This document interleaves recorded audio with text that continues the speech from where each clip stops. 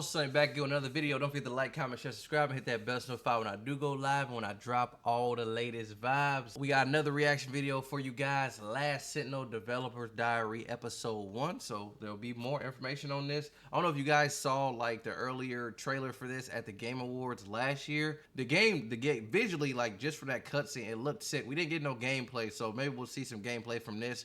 But let's get right into it.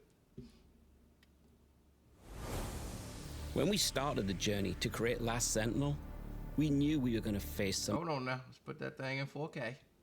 We can't. Motherfucker. All right. Incredible challenges. Building a new studio and team, constructing a brand new AAA IP all at once. AAA IP, I mean, it's all pretty right. out there. But we knew if we focused on emphasizing player immersion, making bold choices, daring to do something fresh and original, all built on the artistry unique to this amazingly talented team, we could not only do it, but we had the opportunity to blow people away with something new, something special. Behind the code. Immersion is everything in games. To really achieve that though, there's a ton of work, countless hours of research, before you can even For anybody who's never been to Japan, I highly recommend you go. Or write a single line of narrative. And for us, that research began immediately. We are working on something ambitious. Never been done before. We're building our team from the ground up. We finally get to show what we've been working on. All right, an immersive experience. Let's get it. Let's see what y'all been cooking up. If we need it, we do have that option. Yeah. I think that's just something, get it in game, we'll see what it looks like. We may need to pivot. Just random people with laser beams? I think one thing that I think even a lot of people in the studio forget, right? So we got Steve C. Martin, Lightspeed Studios and General Manager. He worked on Red Dead Redemption 1 and 2, Grand Theft Auto 4 and 5, Max Payne 3, Bully, Need for Speed Underground 1 and 2, James Bond 007. All right. Now is, you know, we embarked on this thing quite a while ago. In December of 2019. He's worked on some heavy hitters. Conceptualizing what the game could be, very, very broadly. Ken and I get together and we spend about a week together. And then all of a sudden, the whole world shuts down. Of a mysterious new virus. Oh, they was working on this back when COVID hit. To stay Damn. at home. So they've been working on this game for what, 4 or 5 years? That's one of the 5 years, yeah. challenges Over 5 that we years. took on that we didn't even know we were taking Okay. on. But I think it's indicative of how we treat the other challenges. What do I need to worry about next? Let's get that done. Obviously, doing something massive and ambitious comes with its own risks. Right, right. Now, when it comes to building a giant open world game set in modern futuristic Tokyo, we create a world for you to play in. And we're a heavy narrative-based open world, which means we have a through line of pretty incredible story.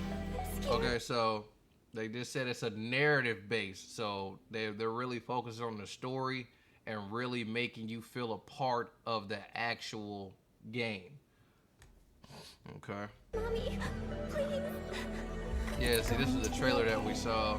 But outside of that, there's an immersive ambient Pretty world to dope, experience.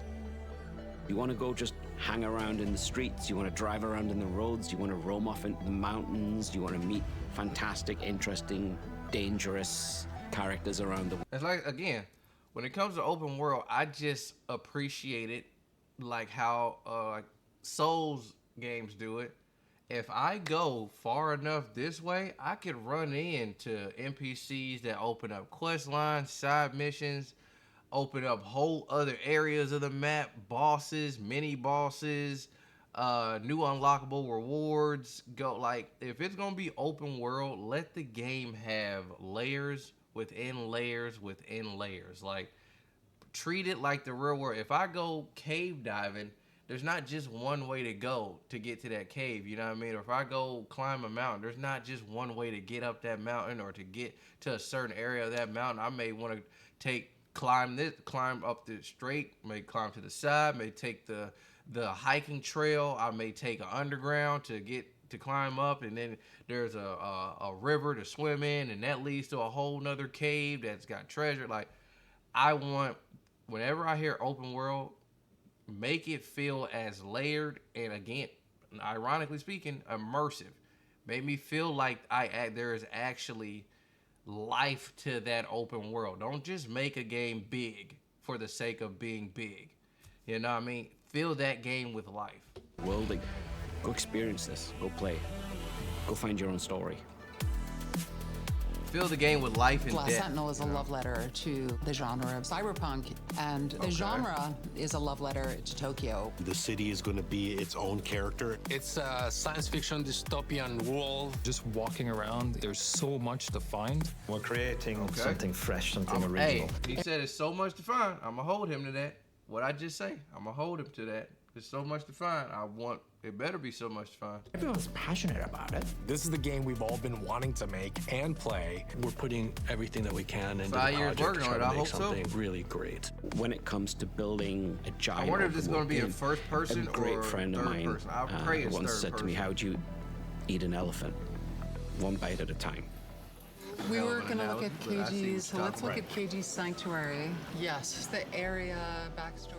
I think the whole pretense and the principle of games is that you Lead don't narrative. want to be pulled out of Okay. that. So she worked on South Park, The Fractured Butthole, Tom Clancy's Division, Tom Clancy's Ghost Recon, Assassin's Creed Syndicate, Valiant Hearts, The Great War, Raven Origins, and Zombie. Okay. So the most recent one she worked on was at Zombie. What we call immersion. Like, you want to stay in this believable world. What I'm hoping from Last Sentinel is the Ken player can Feldman, just art pick up. director, Star Wars Jedi Fallen Order, Fire, God of War 3, 2, and 1 from back in the day, Fire, and Kinetica. Never heard of Kinetica. I gotta look that up. Okay. The controllers and just explore every nook and cranny. There's They so much got some- in the they game got that they can some heavy explore hitters. that the player can just get lost games in the that I world. Our completely job love. as the environment art team Ruben is to, Shaw, lead environment artist. He worked on The Last of Us Part 1 and 2, Uncharted 1 through 4, Jax 2, 3, and 10, and Jack and Daxter. They not fucking around. They not deep fucking dive around. to see what Tokyo is. Given the lineup of what they have constructed to build this game, just given the lineup, I'm interested. That's right. And making sure we can translate that vibe, that look, that feeling of a certain district into the game. So we'll have Tokyo is such a lot like of a downtown visual, spaces, like just overload like too, in the most like engaging and endearing, like beautiful like way. Julian Tremblay, lead world designer. He worked on World of Warcraft. Oh yeah, they're cooking. World of Warcraft alone, like Assassin's Creed Revelations, Assassin's Creed Brotherhood, Prince of Persia, and Tom Clancy's Rainbow. So yeah, this game is going to have. Based off of who they got on this team, this game is going to have. First of all, it's probably going to be one of the most realistic like open world games in the past 10 years, or probably to date ever, given who they got on this team. And I'm expecting, just based off the people that I've seen and the games that they worked on, the level design, like I said, the immersion, the depth, the layers to these maps and areas. I'm interested. Yabara, Shibuya, Shinjuku. What makes us a little bit different, I think it's really the grounded aspect. We are not trying to create some alternate universe. We are trying to create, this could be our world in X number of years. So we do a lot of research with current technology, projecting technology, how that's currently affecting people, how it's going to affect people, and trying to weave that into our world. We can drop some reality. Taka Yasuda, senior in-game media producer. He worked on Overwatch 1 and 2, World of Warcraft, Heroes of the Storm, Diablo 3, Hearthstone, StarCraft 2, God of War 1 and 2, and Medal of Honor Rising Sun. Authenticity, immersiveness to the world. So player get to see, okay, I know this izakaya or maybe a bar inside of our game, you know? So we wanted to create those connections that would create a universe. The new Tokyo that we are creating is actually Jamie Jasso, visual development director. He worked on Avengers Infinity War, Transformers The Last Night, Star Wars The Last Jedi, Rogue One, A Star Wars Story, Star Wars Episode 7, The Force Awakens, Avengers Age of Ultron, Captain America, The Winter Soldier, Transformers Dark of the Moon, Avatar, and Iron Man 2. him alone working on Avatar, if he's a visual development director, the fact that he worked on Avatar, which is one of the most visually stunning movies of all time. Whew, I mean, he worked on Infinity War too. I mean, stop playing. Like, Infinity War and Age of Ultron, like, dog. Yeah. This game is going to be visually, this game might be the most, it has potential based off of the roster to be top tier, next gen, graphically, visually, environmentally, like, yeah. This might have to be a PC buy, run this thing on max ends. Whenever it's based on a lot of the ancient like a shapes that we see from the ancient Tokyo and Japanese culture in general. How do we develop that into a futuristic city, or how do we implement those elements or shapes into futuristic buildings, for example, in architecture? We all have different reference and inspirations, and we all try to contribute to this world. I see why it's taking them 5 years to work on this, because first of all, Tokyo, Japan, Asia is biggest city ever, biggest country ever, largest population ever, so much architecture, so many structures, and the design is on crack over there. So just alone them like doing the mocap, or not the mocap, but like the scaling capture when they go into the visual design, and they're trying to literally put these in the computer and build these structures for end game to render it as an end game function. Oh my god, that alone would take you probably like 3 years to do. Pick like a certain area, go like 10 miles out, and that be your whole map, dog. Yeah, that alone would take you multiple years just to get all that sketched out, just to get all that mapped out, like, dog. Because you have to do reconnaissance. Like, you got to send people out. Hey, I need you to go to this area, go to the south region, drive like in a 10-mile radius in a circle, and take pictures of everything you see. Send a drone up, take pictures of structures from the top, from the side, from every angle that you can, underneath if you can, and send out hella people to just do recon over that whole area that they're creating that game from. The first level underground with the trains, and if it was a lower level, like, go to the mountains, get that, the trees, the temples, like, that recon would take you multiple years just to do that recon in general, and then to render it as a visual effect. Oh my god, as a structure to put then in game, like, yeah. Even though we're set 70 years in the future, 80 years in the future, I think it's important. Paul Deacon, principal music composer, Days Gone, B&B Hell, Iborg, Spellbound, and Evil Genius. We have traditional Japanese solo instruments in our game to honor the culture again, to honor the authenticity. Follow me.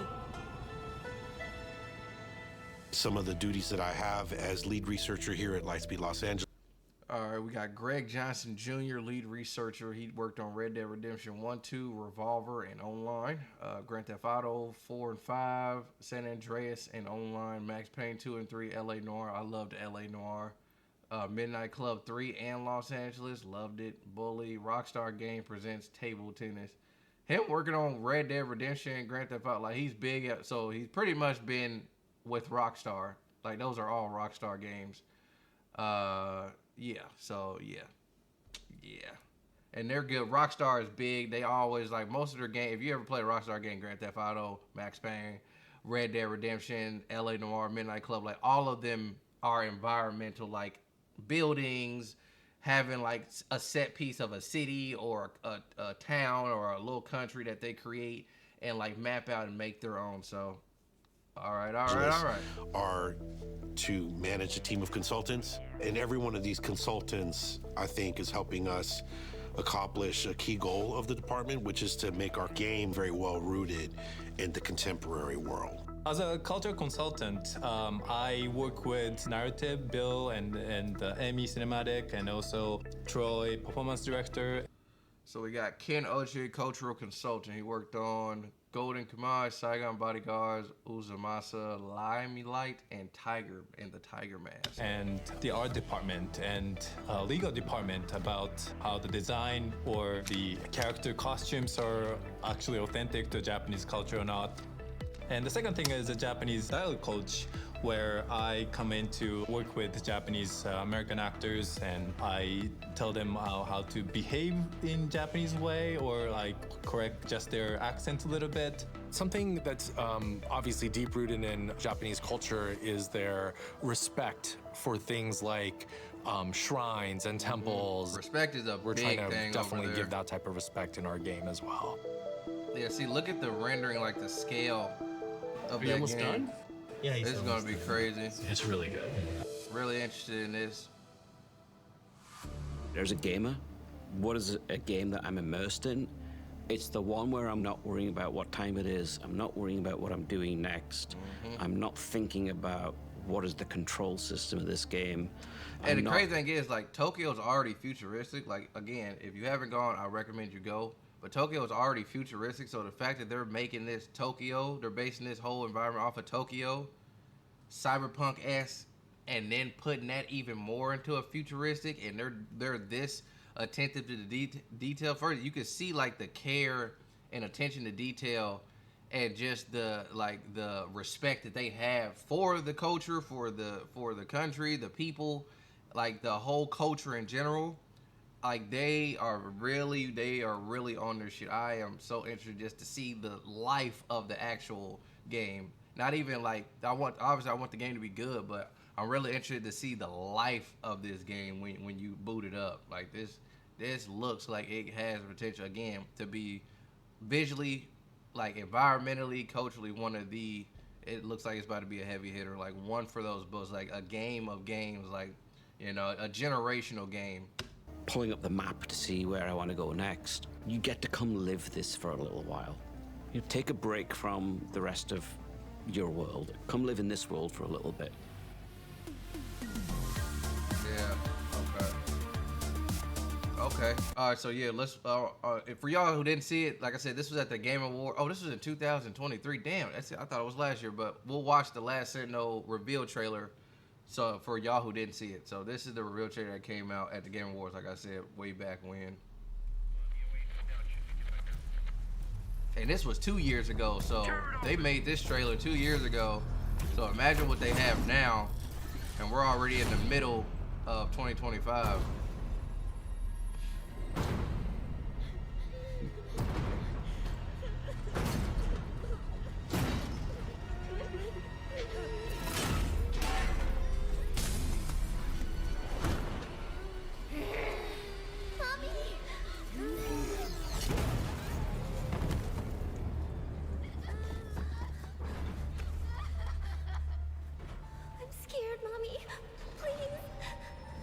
Now, it's going to be okay. The demon is here. It's the demon.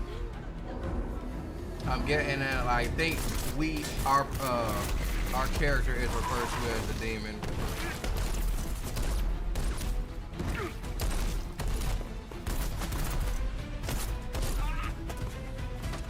I hope this is like Cyberpunk meets Ghost of Tsushima meets like Max Payne, bro.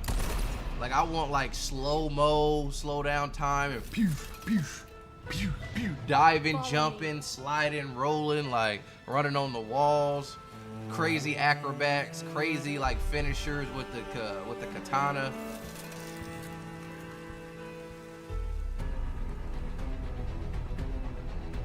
Yeah, this looks sick, man.